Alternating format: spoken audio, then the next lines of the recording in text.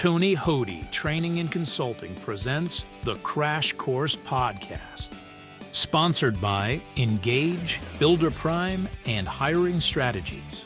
Your weekly destination for coaching, inspiration, and new skills to help you maximize your income and success in the home improvement sales industry. Here are your hosts, sales and training experts, Phil Wiley and TJ Parsons. Hello, everyone, and welcome to the latest edition of the Crash Course Podcast, sponsored by Engage, Builder Prime, and Hiring Strategies. My name is TJ Parsons. I'm joined by my co-host, Phil Wiley.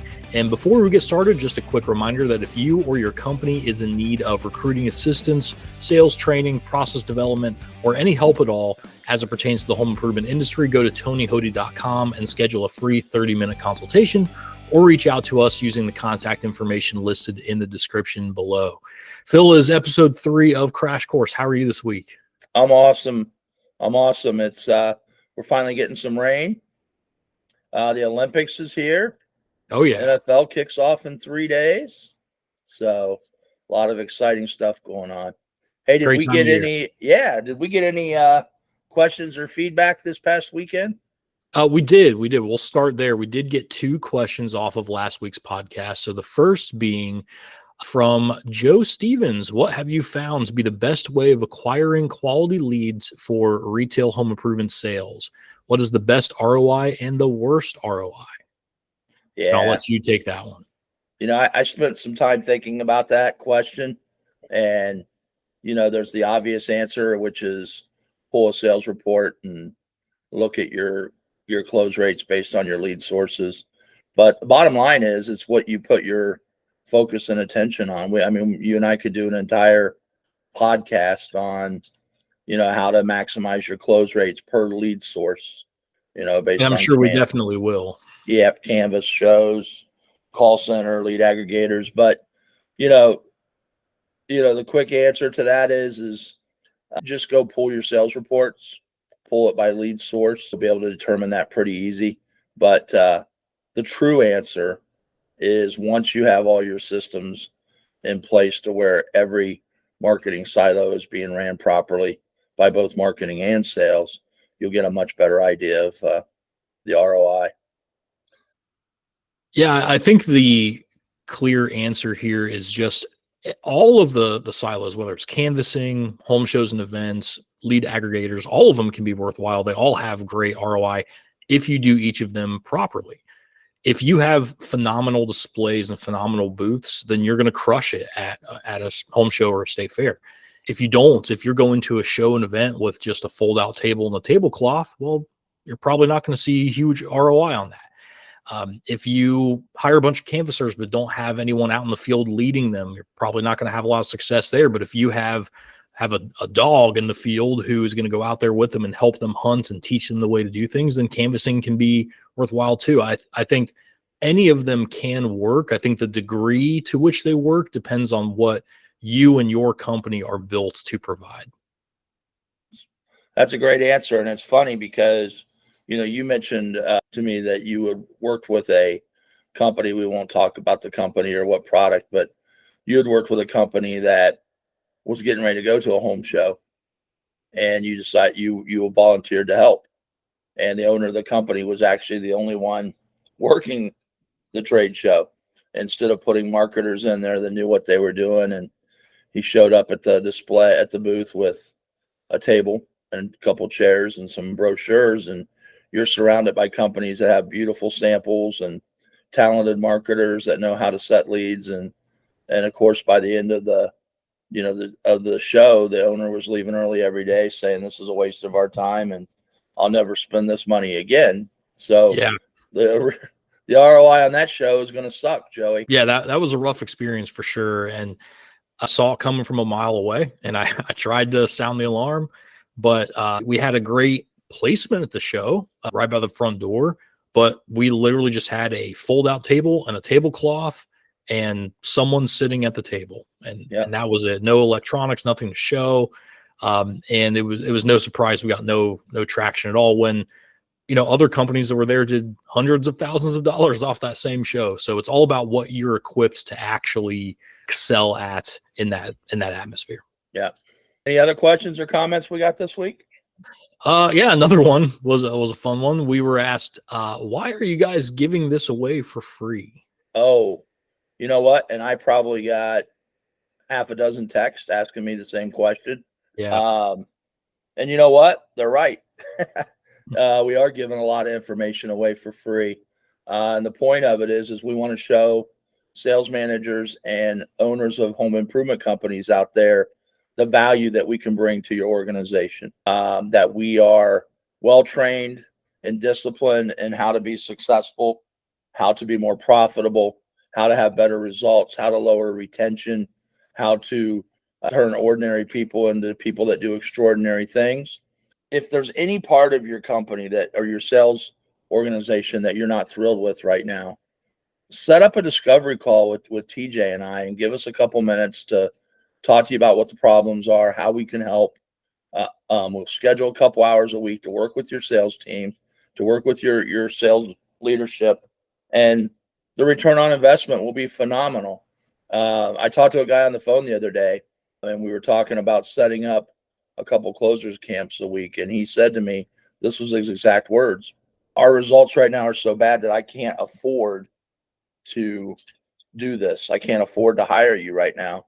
And I just started laughing, and I said, that's the very reason why you need to figure out how to pay for it and hire us, because we don't charge an arm and a leg for our services, and to have somebody come in and only make you better at what you do, if that's not worth the investment, then you must be doing phenomenal and don't need our help. So if there's any part of your business that you're not crazy about right now, give us a call, and we'll do our best to help you bring it up to the level you want it to be at.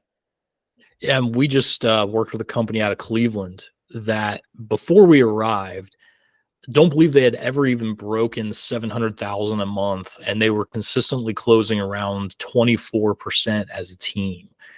I think now it's been about 4 months, and they have, over a 4-month period, they have consistently closed 33% on average and just hit their first ever $1 million month in company history. We have a backlog of 70 plus installs that we need. We actually are now hiring installers to try to make up for the amount of work that was sold. So we can do a lot of very impactful things very quickly. So it's just a matter of getting this in the building and seeing what we can do. Yep.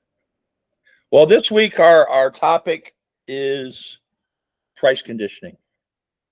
And to kind of set the tone, I know we got a lot of sports fans out there. Those of you that aren't sports fans, Ryan Brady, if you're listening right now, I apologize. But if you're not a sports fan or a sports fan, you'll get this. But if I told you that I was going to sell you a Patrick Mahomes football card for $50,000, I know we can't see your hands out there, but how many of you would write me a check for $50,000 for a Patrick Mahomes football card?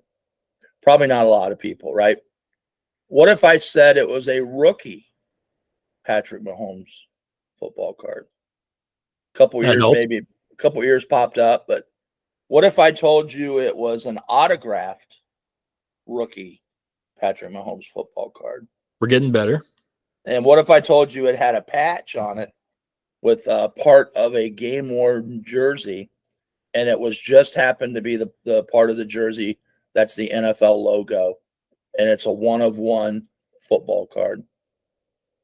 Can't really beat that. And it was recently PAS rated, and it came back in mint condition. Would you cut me a check for $50,000? Well, if you're not quite sure, take a look at this.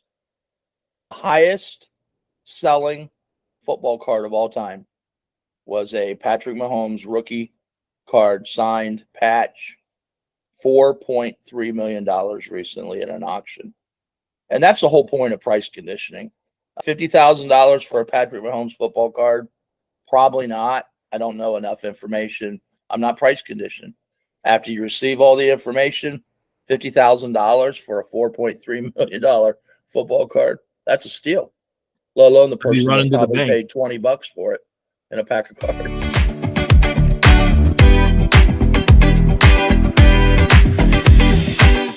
There are essentially three key components to price conditioning. And the first is establishing a floor for the price, which is really changing the customer's perception of what the project should cost. So for example, I'll just use Windows as an example here.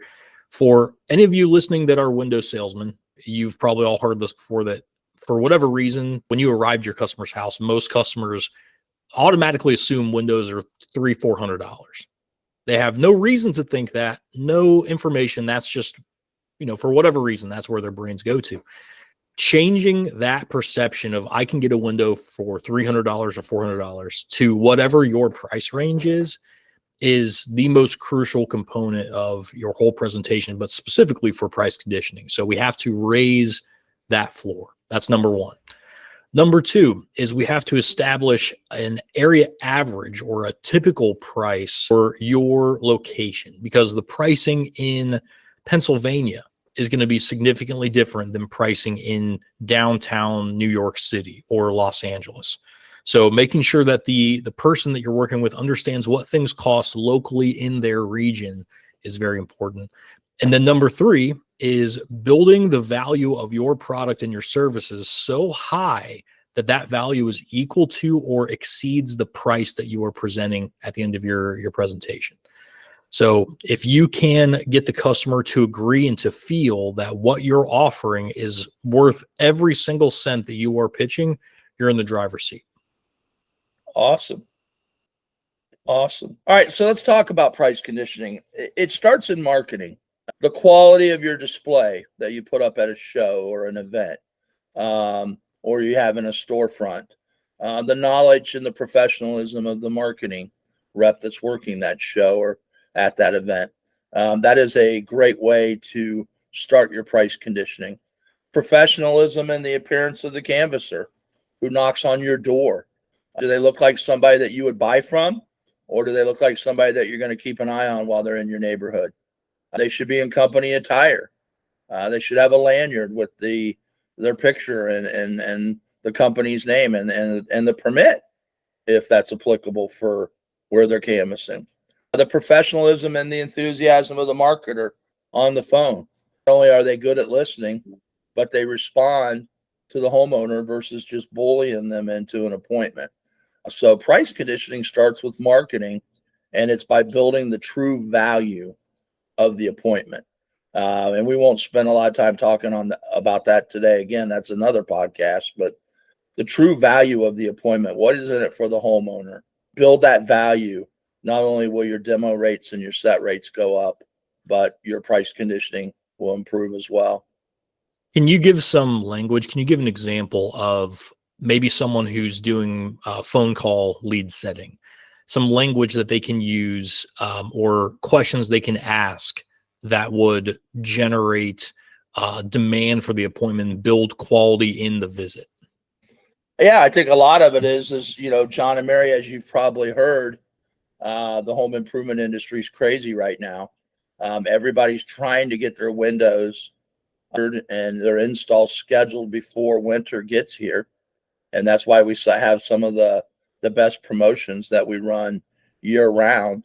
So that's why we want to get out and see you as soon as possible, because we want to make sure that we get you our lowest price of the year so that you can lock that in. And hopefully, if you're in the market to get your windows done, that you can get them installed before the temperatures do start to drop, because I'm sure you've heard that gas bills and electric bills are continuing to rise. I don't think we have anything available this evening, TJ, but tomorrow, what works better for you, in the morning or in the afternoon? That's perfect. And, I think even from a simplistic standpoint, I think just taking the time to do a thorough description of what the appointment looks like. I think there's too many companies that just say, okay, thanks for calling. John will be out there tomorrow. We'll see you at 3:00. Right. It should be more like, here's an idea of what's going to take place during the appointment. John's going to stop out. He's going to take exact measurements of every window in the house. He's going to be able to perform an energy audit and see, which windows are leaking air, which ones are not. Then he'll walk you through every single option that's available in the market so that you can pick through every window that's out there until you find the one that you like the best. And then once you have that window, we will leave you with a full, exact written proposal that's down to the penny that will be good for a whole entire year, so that anytime over the next year, whenever you're actually ready to move forward with the project, you have the exact price for the exact window that you want. Does that sound helpful? Yeah, that sounds great. And again, we're used to price that's good for a year. Whatever your methodology is, good for 30 days, good for 2 months, whatever you guys do. We're used to a year, so you're always going to hear us say a year. How about the salesperson, TJ? What's the salesperson's role in creating value and building the price conditioning? Well, it kind of goes back to what we discussed last week, which it starts with you, and it starts with your professionalism and how you look, how you act, the aura and the vibe that you give off when you arrive at the customer's home. So it begins with, did you show up on time? And, we won't spend a ton of time on this, but showing up on time is not 15 minutes early and it's not 5 minutes late. Right. It's right around there, 2 minutes early, right, right in that ballpark. But if I show up early, doesn't it show the homeowner that I'm eager and excited to help them out?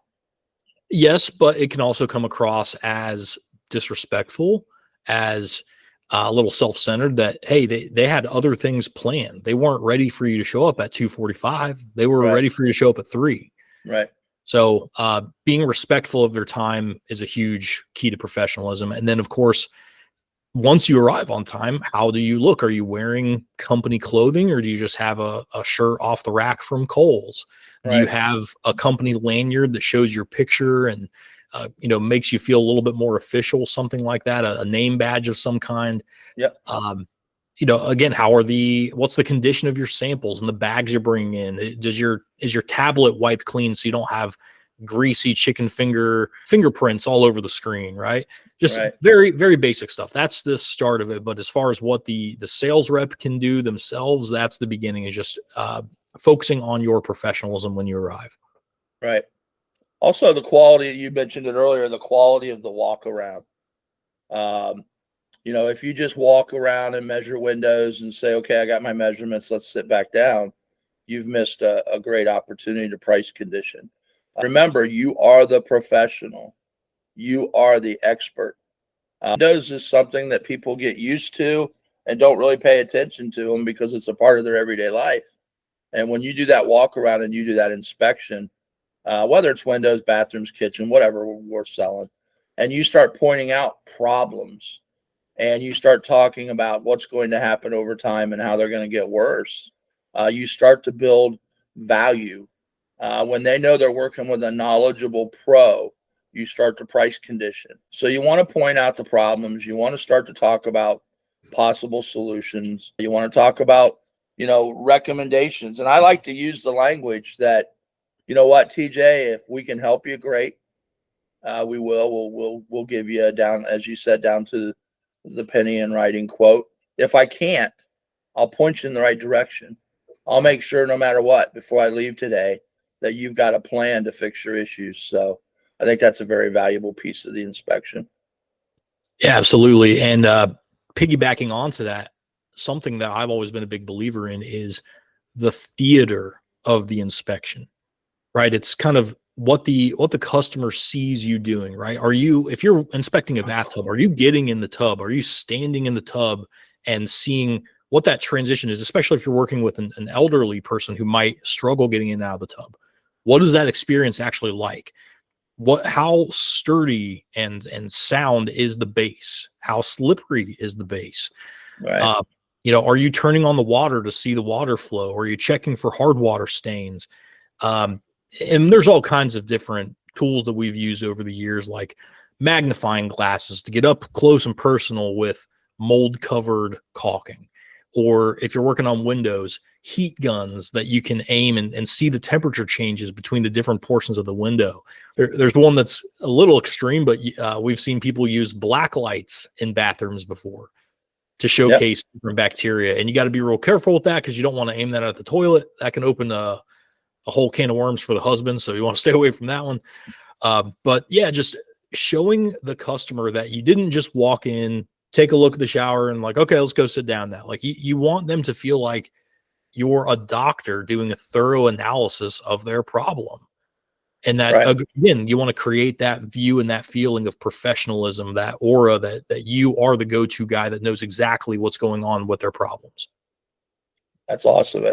You mentioned the doctor. It'd be like a doctor walking into the room. You've been sitting there for 10 minutes and the doctor walks in and says, hi, looks at you and goes, yep, we'll operate on you next Tuesday at 3:00.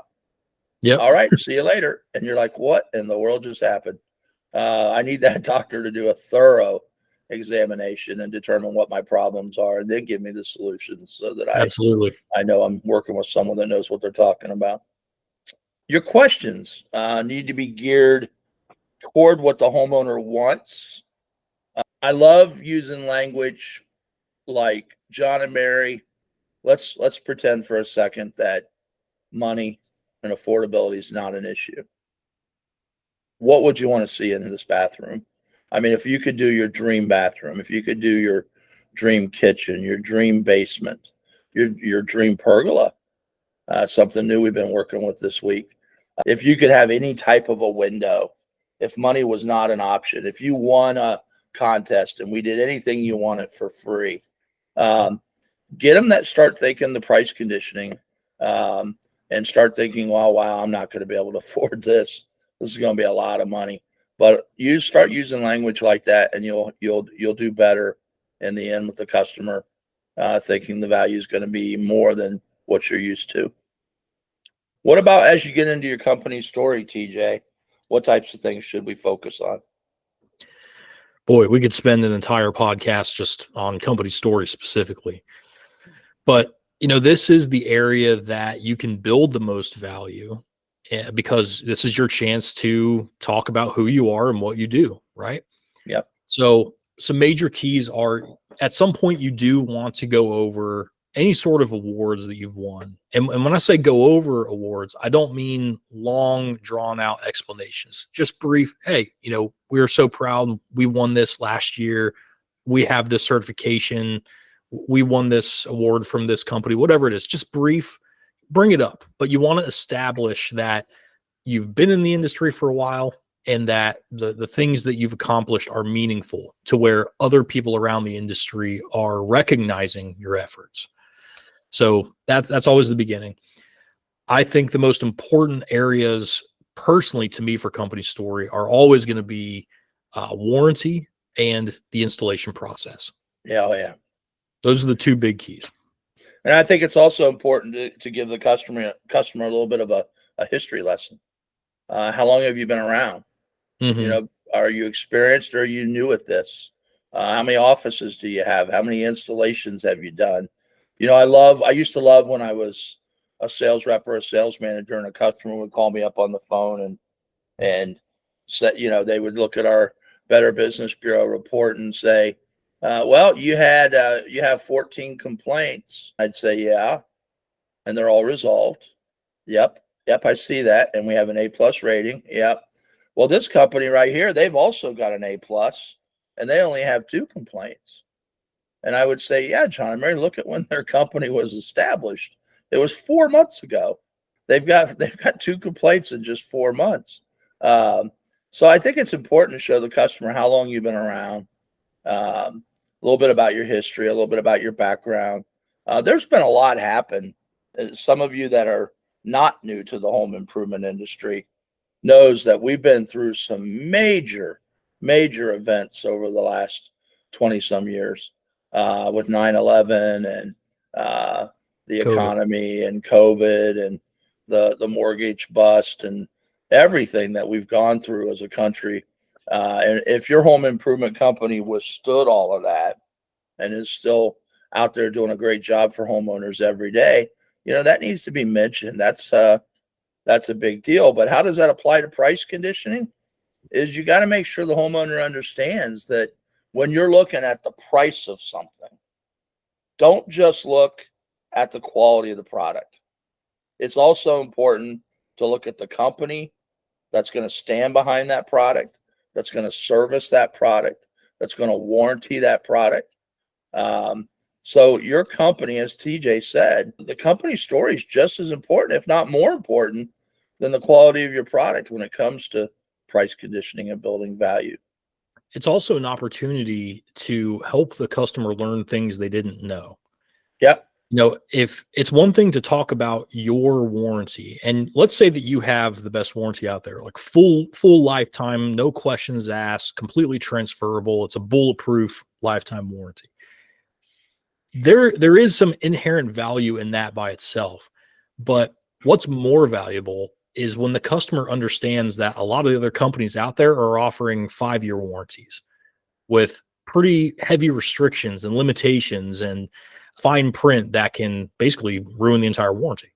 So once they understand the comparison, that's where you start to win. And Right. same thing with installers, right? If you have factory trained, program certified full-time crews compared to, Chuck in the truck down the street who just does this in his spare time, that's huge. But if the customer doesn't really understand that that's an alternative, they just assume that everyone's doing it that way. They don't really see that you're special. They say, okay, that's cool, but I could go down the street to the next window company, find the exact same thing.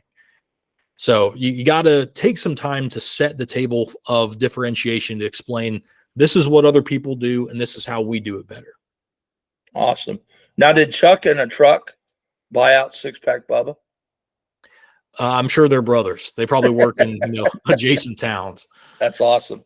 Wouldn't it be great if there was some price conditioning tools from third parties that we could use so that we had proof of price conditioning? Wouldn't that be an awesome thing? Oh, yes. Now, luckily for us, those do exist. Right? Really? Yes. Do tell. Something that Phil and I really believe in and that we've always built into our presentations is an area dedicated strictly to price conditioning. It's something that we take a moment to stop and address that concern head on. And that's by using third-party sources that will help validate pricing for the customer. As we said, one of the biggest obstacles that you deal with is, if you're a bathroom company, you show up for whatever reason, that customer thinks that your shower is $5,000. We don't know why, but they always think that. If you're a roofing company, they think your roof is going to be $6,000. We don't know why, they always think that. Right. But what we can do is we can use sources, relatable sources, reliable ones from around the internet that people recognize, to set the tone for what the customer should actually expect to spend. Because you also have to remember that this is the first time they've ever gone through this process. They haven't remodeled a kitchen or a bathroom or something else around the house. This is their first time looking at what having someone do major work to their house. And Phil's always preached this, that you got to remember that this is oftentimes the second biggest purchase this person has ever made in their life. Mm-hmm. Beyond, maybe besides buying a car, buying a house, like it's remodeling your home is right there. It's right there. So it's a new process that they're not familiar with, and you have to take a minute to teach them how to shop. And price conditioning helps do that. The tool that we have always used the most that we found is so helpful is Remodeling Magazine's cost versus value report. What we love the most about this tool is that you can get as granular with the data as you'd like. You can break it down to specific cities or large regions, sections of the country, but I have the tool available here. Right now we have the year 2024 selected, and then there's different regions. So all you have to do is choose the region that you operate in. We are East, North, Central here in Ohio. And as you can see, there are all kinds of different cities that are surveyed for this program. But as you scroll down, it's going to show you 3 different sections. You have the job cost, the resale value that job provides, and basically a percentage of the cost recouped from doing that work. And they have pretty much every major remodeling project you can do to your home listed here. This is a great place to begin showing the customer what other people are paying for this type of work. And what's even more powerful is if you want to show inflation and what time has done, if you want to create a little extra urgency, you can go back 10 years ago to 2014. And before we go, let's just take a look. We'll look at bathroom remodeling. Mid-range bathroom models right now, $24,042. If we go back 10 years, that same exact project, for a mid-range bath remodel, $16,406. Mhm. That's going to create some urgency right there. You want to Yeah. get it done now because it's going up faster than it ever has. Yep. Yeah, that's an awesome tool. I know another thing that you are really big on is doing your research online. I know you love to look at, Fixer, Angie's List, Home Advisor, all the different things that you can find online that shows the average price for the area that you're in. That's also a great tool because these are all local names that the customer's familiar with. Angie's List has a phenomenal reputation. They give prices. Home Advisor, another respectful name that gives average prices. But I know that you love to spend some time going through that as well with the homeowner. Yeah, and to your point, I think the most important thing you mentioned there was that these are recognizable, credible sources. Yeah. And, a story I've always told in the past is I think part of the issue is so many people now watch things like HGTV and all the remodeling shows, Flip or Flop and Love It or List It and all these things. And I think it creates a false image in the customer's head of what things cost. So, like, for example, people don't really realize that when you watch one of these shows and they show a price on the screen, they say, hey, it costs us $10,000 to remodel the bathroom. That price is only for the material because they are the labor.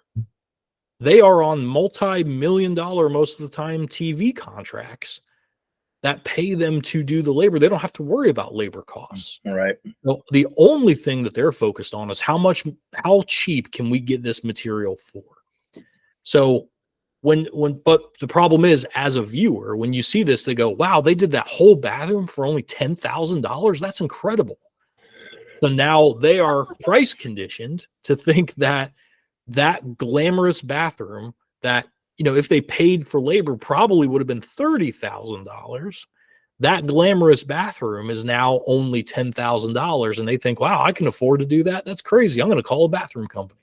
Yep. And that's never the case, unfortunately. So, and then of course, what happens is they go walk around Home Depot or Lowe's, which they are the dollar stores of the home improvement industry. And they start saying, oh, hey, look, that vanity's only $500. Oh, look, that shower's only $400. And they don't start to realize the quality difference, the warranty difference, and the labor costs associated with it. So it's just a big mixed bag of problems that make it a lot harder to do our job. Yep. Yeah, another great tool to use is Tony Hody has created a price guide that is product specific, all the major products, windows, baths, roofing. I think he has maybe one for kitchens, siding, but he has different price guides for different products that we sell. And not only is it a price guide, but it kind of shows all the different qualities and options available to you, and then gives you actual prices from actual companies that are in your market. So let's say you're on a window lead and, you can pull this price guide out and show them, our windows X amount. And then you can start showing them, 5, 6 of your major competitors on what the average cost per window is with that company.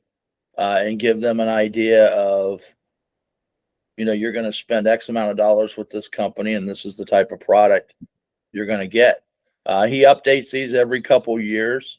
They're available on the store if you go to tonyhody.com. But it is a great tool. In fact, it's such an awesome tool that I talked to Tony the other day. The first 7 emails that I get at phil@tonyhody.com. That's PHIL at tonyhody.com. The first 7 emails I get, I'm going to send you a free price guide so that you can look at it and start using it. I'll try to make it for your area and your product. Just let me know the name of your company and what you sell and where you sell that at. And give us a shipping address too, please. Yep, and a shipping address, and we'll get that out to you. And it's a phenomenal price conditioning tool. Before the price guide existed, back in the day when you and I first started working together, Phil, I remember we had to slog through just a ton of stuff trying to get information on what our competitors were doing. Right. What prices were they offering? What warranties did they have? What sort of materials were they marketing? And it was hard to do that. But at a certain point, we did have a collection of all of the top competitors in the area, and we knew what they cost, what they were offering. We had a really good feel for that.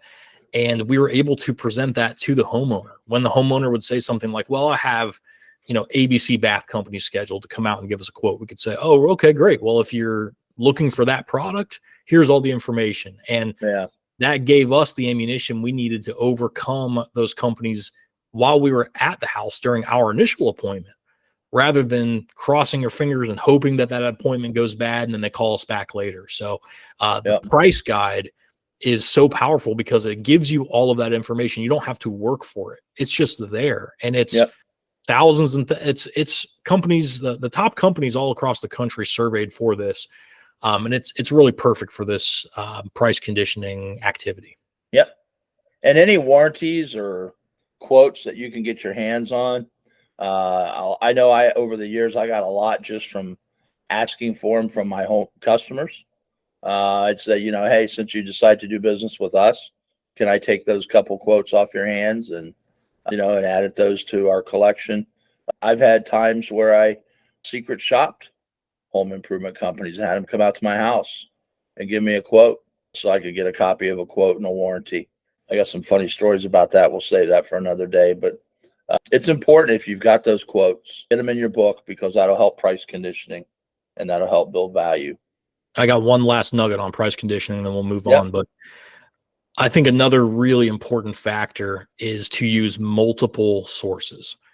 I see too many companies will use one. I worked with a company a while back that strictly only used the cost versus value report. And while that is a really effective tool, what makes it difficult is most homeowners there's no equity in the cost versus value product, because as a homeowner, it's nothing that you've ever heard of. It's, Remodeling Magazine. Who even reads magazines anymore, right? And I'm not just speaking about that product. I'm talking about one source. It could be Angie's List, could be Home Advisor, but most people aren't going to believe it if one person says something.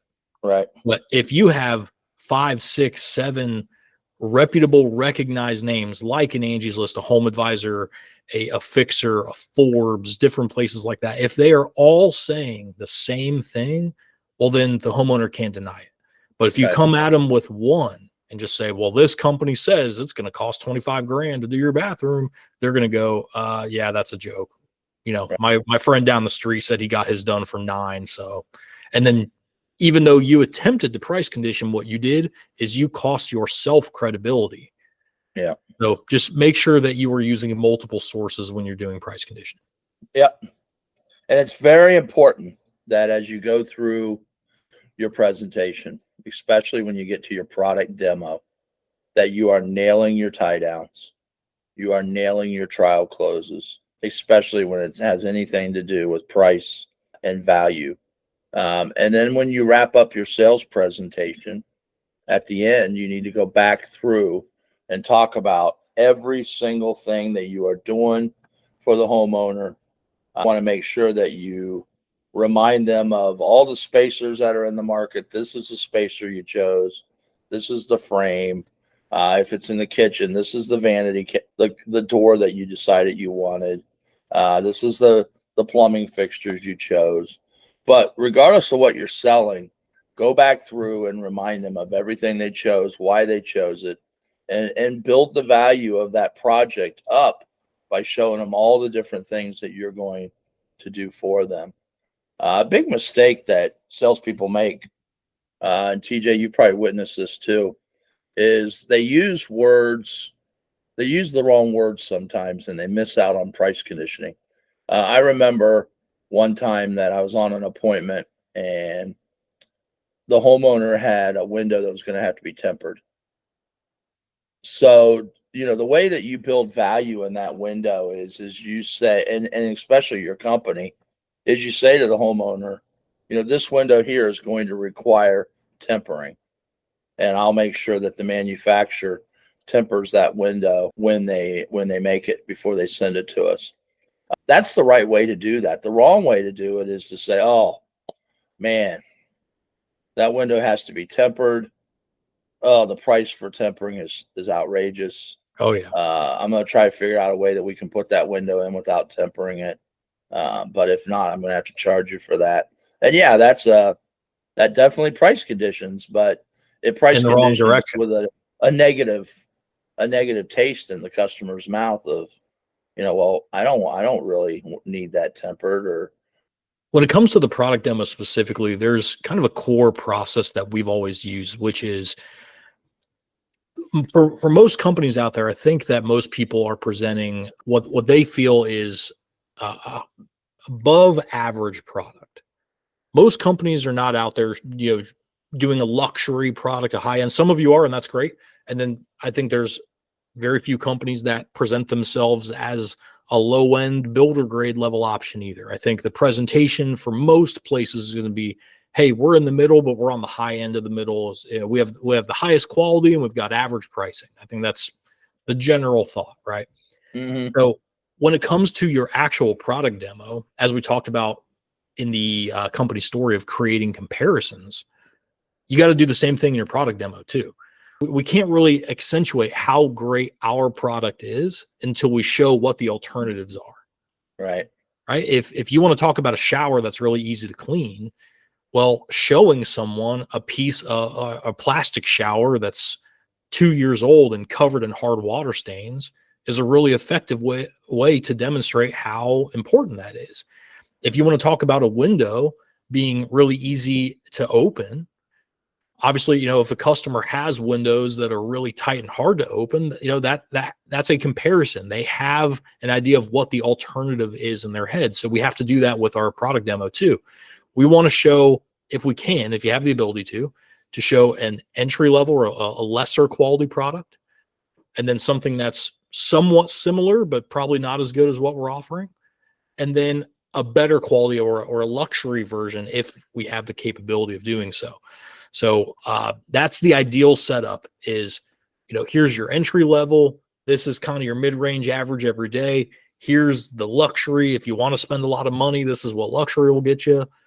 And all three of these options have great qualities, but let me show you how we can give you the best of all three worlds. And then, Awesome. move into yours. Awesome. And just, in closing, when we don't price conditioning properly, obviously we're not going to get the sale, but that's when you get the objections like, we need to think about it. The homeowner's never going to look at, wouldn't it be great, TJ, if every homeowner had to tell the truth about everything? And, you asked for the order and the homeowner looked at you and said, TJ, you're a very nice guy. You did a great job, but one thing you were lacking in was your price conditioning, and we're gonna need some time to think about it. But if you don't price condition properly, they're going to tell you things like, we need to think about it, or we're going to need to get other estimates, or we can't afford this, or this is more than we wanted to spend. But it goes back to something you said earlier that has always been important to me, and that is, when you're price conditioning, we're not only doing it to change their perception of what they think it's going to cost, but it's to make sure the value of the product, and listen to this, how important it is to get this right, is equal to or exceeds the price that you're asking the homeowner to pay for it. That is the key to price conditioning. I always try to leave everybody with a nugget, like a good close or something every podcast. And one I'd like to leave with you this week is, it's a great tie down to help build value and help price condition. And you can do it a few times during your presentation. But I always like to look at the homeowner, like if I show them one of the key or one of the most important parts about my product that's different than what they're used to or what they've seen, is I like to look at them and say, now, TJ, again, putting price and affordability aside, if money didn't matter and you and I were starting our own kitchen remodeling company and we wanted to sell a product to our family, our friends, our neighbors, is this the type of product that you would want to represent and sell your loved ones and sell your friends? That's powerful. So if it's affordable, isn't this what you'd want to see protecting your most valuable possession? It is. Yep. Get that nugget, get that into your presentations, guys and gals, and that'll help build value and that'll help overcome those price conditioning issues. Perfect. Well, just as a quick reminder, anybody that wants a copy of that price guide that Tony Hoodie has created, the first 7 people to send us an email just with your name, your company, and a mailing address, we'll get those over to you right away, and you can start using them immediately. Awesome. So again, we want to thank our sponsors. TJ, you want to run down our sponsors for the week? Yes, huge thank yous to Engage and Builder Prime, 2 amazing tools we talk about every week. And then we also want to mention Hiring Strategies, our newest sponsor. We've actually been working with Kim for 15 years almost? 20 plus. 20 plus. So it's been a long time, but we talked a lot last week about using assessments to read the personalities of the people that you're hiring, to determine what roles they're best suited for. And we've always felt that she's provided the best versions of those. They've been an anchor for our hiring strategies for 2+ decades, and could not recommend using that more. Yeah, and we're going to be doing a podcast in the next few weeks where we're going to have her as a guest so that she can talk about the key personality types that you want to look for when you're hiring. Our podcast will be geared toward how to minimize the cost of hiring, how to hire the right person, how to avoid hiring the wrong person, and she'll come on and talk a little bit about the services she provides and the importance of assessments when you do hire or when you're considering promoting somebody within your organization. So, TJ, thank you for today and your time, and thank you for everybody that's listening's time, and go sell something. Thanks, everybody. We'll see you next week. And if you or your business is in need of training, recruiting, process development, or consulting, you can contact us here at Tony Hoodie Training and Consulting by visiting tonyhoodie.com. Click the Contact tab and enter your information for a free consultation to see how we can help you grow your business. Tony Hoodie Training and Consulting, teaching ordinary people how to do extraordinary things.